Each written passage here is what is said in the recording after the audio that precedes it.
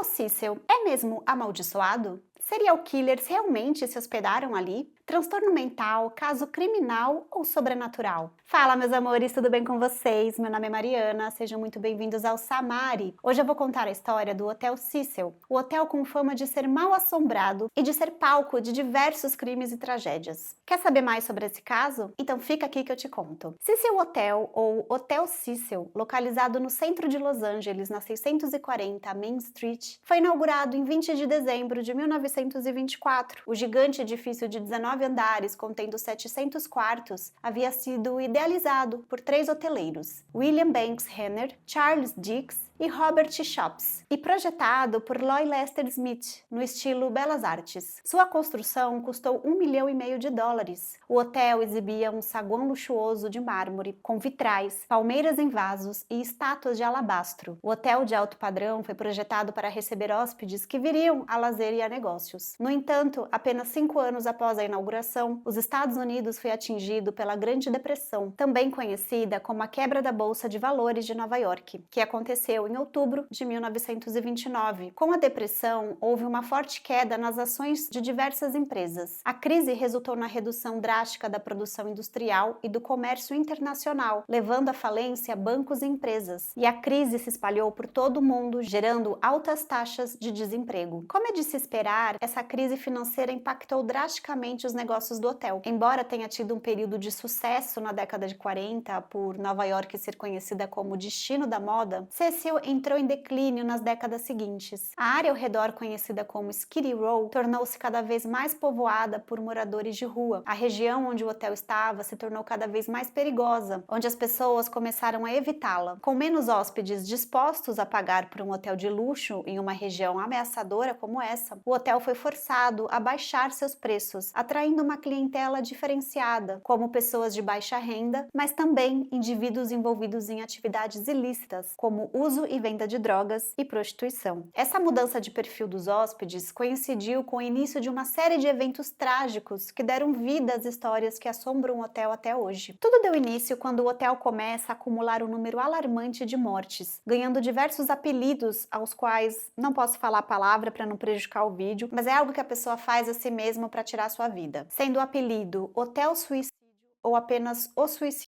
O primeiro caso documentado de suicídio ocorreu em 22 de janeiro de 1927, apenas 2 anos após a sua inauguração. Percy Ormond Cook, um ex-corretor imobiliário de 52 anos, atirou na própria cabeça em seu quarto. Ele havia gastado uma fortuna tentando encontrar a felicidade após se separar da esposa e do filho, mas o vazio o atormentava. Ele deixou uma nota explicando seus motivos e afirmando que dinheiro não pode comprar felicidade. As tragédias estavam apenas começando. Em 1931, W.K. Norton morreu em seu quarto após ingerir cápsulas de veneno. 4 anos depois, em 1934, o sargento do exército e médico Louis Borden, de 53 anos, cortou cirurgicamente a própria garganta com uma lâmina de barbear, deixando um bilhete de despedida onde explicava sofrer com problemas de saúde incuráveis e dor constante. Para ele, encerrar a vida era a única alternativa. Nos anos seguintes, mais pessoas tiraram a própria vida, pulando do prédio. Em 1937, Grace B. Baldwin, de 26 anos, saltou do hotel. Já em 1938, o fuzileiro naval Roy Thompson, de 35 anos, também pulou, caindo sobre uma claraboia. A lista de mortes inexplicáveis era muito extensa. Pesquisadores encontraram 17 autoextermínios ligados ao hotel em arquivos de jornal, um número significativamente maior do que em outros hotéis da época. Mas não eram apenas suicídios